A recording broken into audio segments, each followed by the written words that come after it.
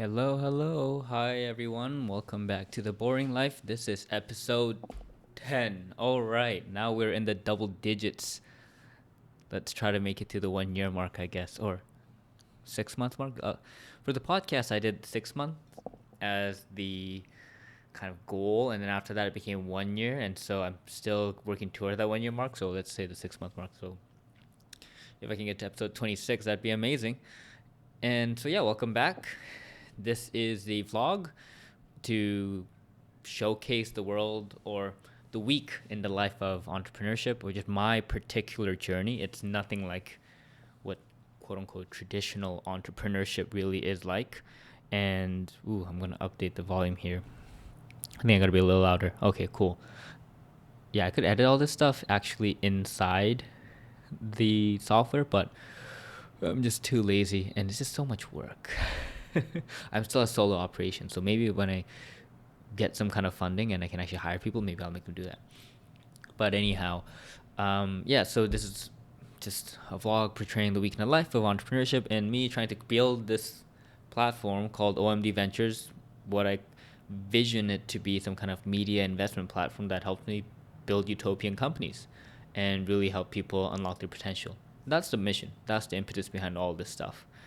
And I figured I'll just show you what the process tends to be like. And every week is super boring. I do the same thing over and over again, and my friends call me old man Dan because I also live a very relatively boring life. I don't like going out that much. I don't like drinking. I don't like partying. I don't like going to the clubs. Yeah. I don't when people ask me, "Oh, what are you going to do this Friday?" I tell them I'm just going to read. They ask me, "What are you going to do this weekend?" I tell them, "Ideally, I'll just get to read and no one will bother me." Or maybe I'll have friends who want to come to a coffee shop with me and we'll read collectively. Like they'll read their own book, I'll read mine, and I just won't feel alone. And so that is the most beautiful scenario for me. So that's the boring life, according to other people. So the week we're covering is from June 3rd to June 9th, 2019. So the major developments this week. What happened? Oh, so on Friday, I practically submitted the final product work of my consulting engagement that I've been on for the last 2.5 weeks. And I'm hoping to get some kind of feedback early this week. It's supposed to go out to their clients, so I am pretty excited for that, and also excited to see where this will go. And this was kind of like a quasi interview process, quasi consulting work engagement because it took some time to build out, and but I wasn't charging full consulting fees.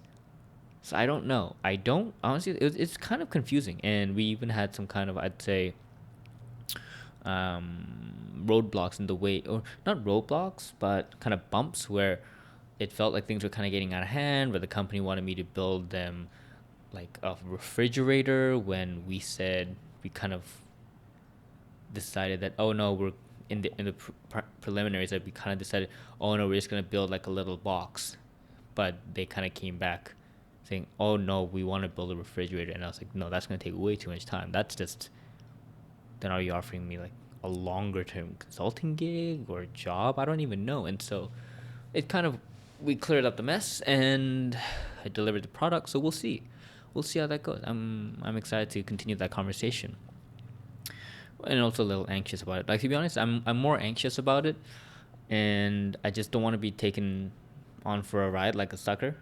And I've had numerous entrepreneurs just warn me about that. I don't think this company is like that, but at the same time, if you were to think about people and their way of looking at incentives, yeah, I could see companies being incentivized to screw over individual consultants if they don't really plan on maintaining a good long-term relationship either. So who knows? I can just only rely on having faith and optimism about this.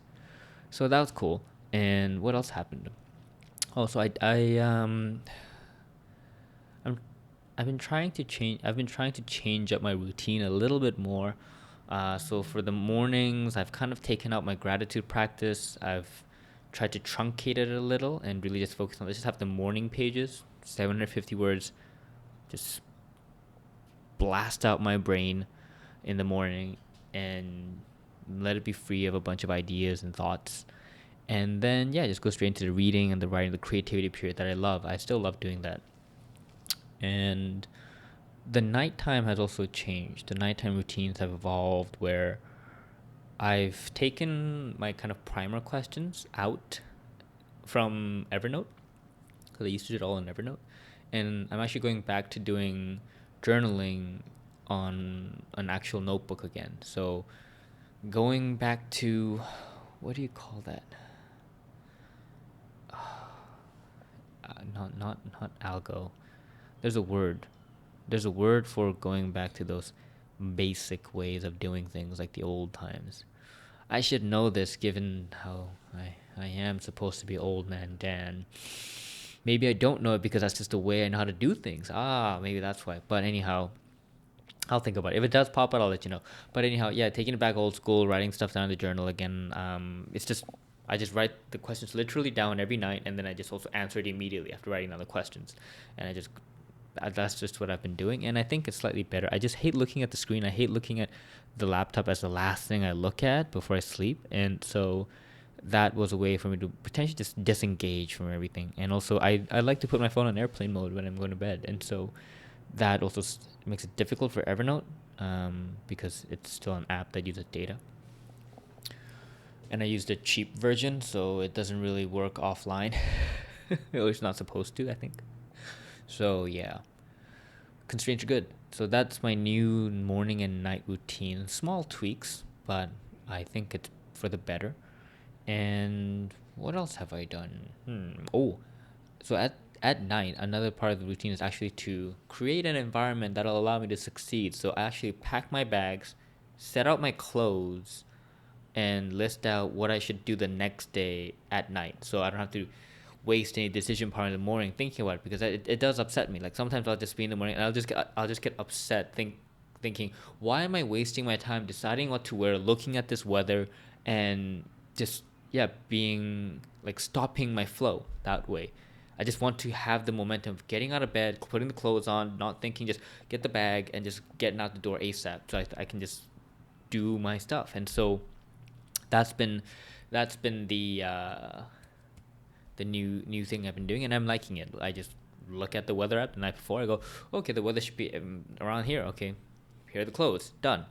And now the one thing though is location. So I've been using the service called FlexDay, and I've been going to various coffee shops, but my favorite one closed for the summer, and so now I'm like, okay, well I can't go to that one anymore. So that's kind of disappointing. And I've actually been really feeling lately that has been bothering me mentally, that I've been trying to also overcome with more optimism, has been just feeling very lonely.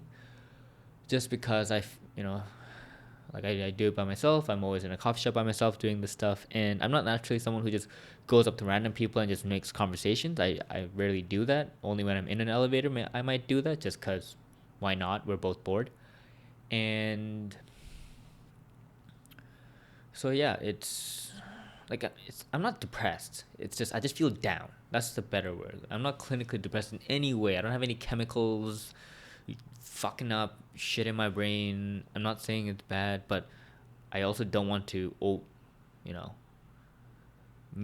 make it seem like I get what other people are feeling, because some people who are actually clinically depressed probably feel something I can never imagine. So I don't want to, you know, put me in that kind of camp, because I want to respect what they're going through. But yeah, it's just I've just been feeling down lately, and I've been talking to my parents about it. I've been talking to my girlfriend about it, and I think it might just be the change of environment. I think there is real merit to getting a co-working space, and I've just been really holding off on it because it costs a lot. It's like $250 a month minimum just to get like a hot desk. And so without having any funds coming, I don't know, I just couldn't really justify the cost. I've just been really trying to stay lean.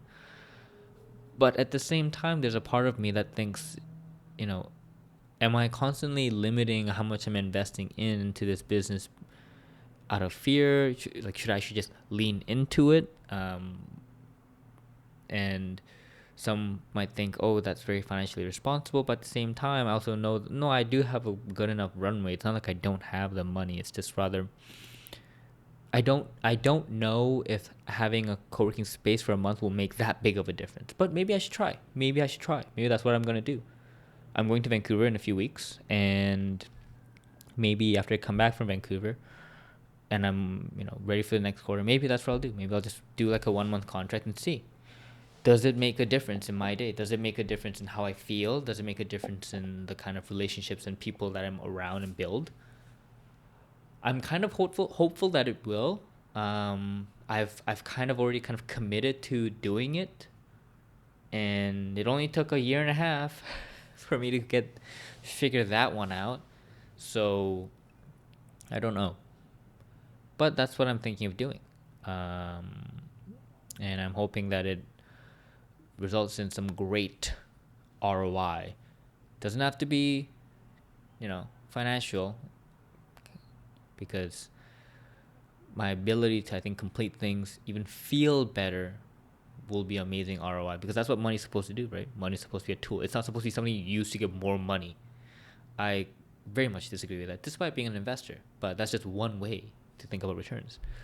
I'm rambling. But anyhow, another thing I thought about while I was recording this, while I was talking, is why don't I just put this up on as a podcast too? I'm already recording it separately on my entire rig setup here. So I could do that. I haven't thought about that. And then it can be like straight up Bill Burr podcast style and just ranting about my week. I'm not a famous stand-up comedian like he is, although one day I'd love to be that level of influence on people's lives, because I feel like he puts a lot of positive influence on people's lives. You might disagree, that's okay. And yeah, maybe people will find it interesting for me to hear more of my week nonsense and all the random shit I go through. Yeah, that's a thought. Since I already have all the content. Who knows? I will think about it. Maybe some people want to have it on the podcast forum. I don't know. And what else happened? Well, I've been having some great conversations. I met another organization that it's like another incubator kind of organization, but it spun off as a new company on its own, and they practically help people go from being fixed mindset to growth mindset. So it was really just up my alley. I met the CEO. I had a great conversation with him, and I'm supposed to, well, I've kind of listed out things I can help them with, so I'm supposed to send them a proposal of how we could work together. So that could be a potential partnership. So I'm pretty excited about that.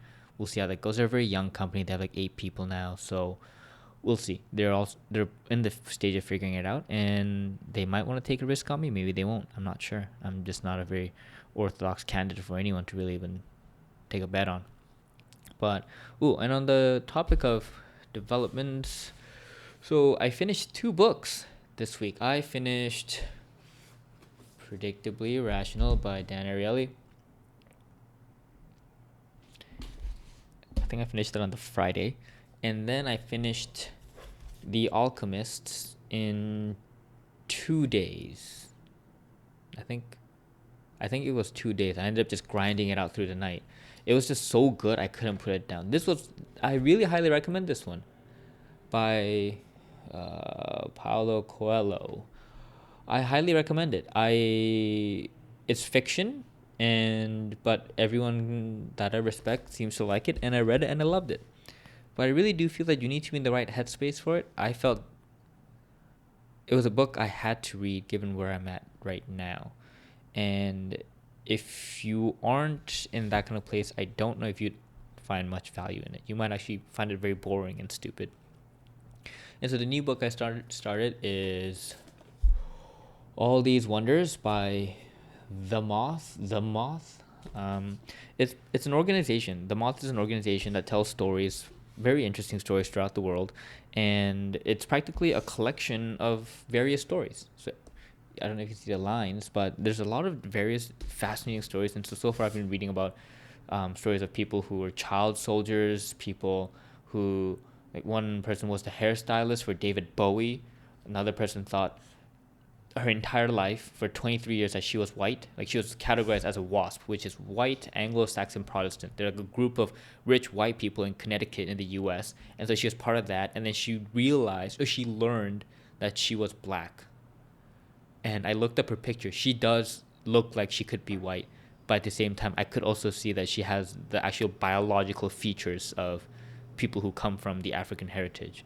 So that was a really cool story. And she just talks about her kind of identity crisis about that. So that was cool. So a lot of stories to give perspective. And so I'm a big fan of that. And that's why I do my entire platform too. So I'm kind of also scared. I'm like, ooh, are they competitors or can we work together? So that's something for the future. And what else? I upgraded my Squarespace membership to allow for more advanced features. One specifically being Amazon Associates, so that I can have people now buy stuff off of my Amazon links. I can get a small cut as like a commission. Like it won't cost anyone anything. So I upgraded, and then Squarespace is like, oh well, this feature doesn't work. Sorry about that. And I'm like, oh, what? I paid you more to use this feature, and now you're telling me it's broken and you don't know when you'll fix it. Like that is so irresponsible. I just can't. Like there should be a warning about this stuff. Like, oh, like I emailed them and said it's not working. They emailed me back saying, oh, did you read our website and follow the instructions? I'm like, yes, I did all that, thank you, I'm not an idiot. And they go, oh yeah, so for Canada it doesn't work. Okay, and they're like, yeah, but we don't know when we're gonna fix it, and there's too many people with the same problem, so we can't really be on top of this. I'm like, are you kidding me? Are you kidding me? I don't know. So that was very upsetting. But I did submit another article to a different publication, a Medium. It's called Human Parts. It has about 100,000 followers slash subscribers. They said they'll get back to me in 4 weeks. We'll see. If they like it, they might pay me and all that. So that'll be fun. And what else? Let's see. Oh, the progress on the habit of the month is going relatively okay. The habit of the month for June has been to update my relationship Excel sheet at least once a day, and I've been doing that every day.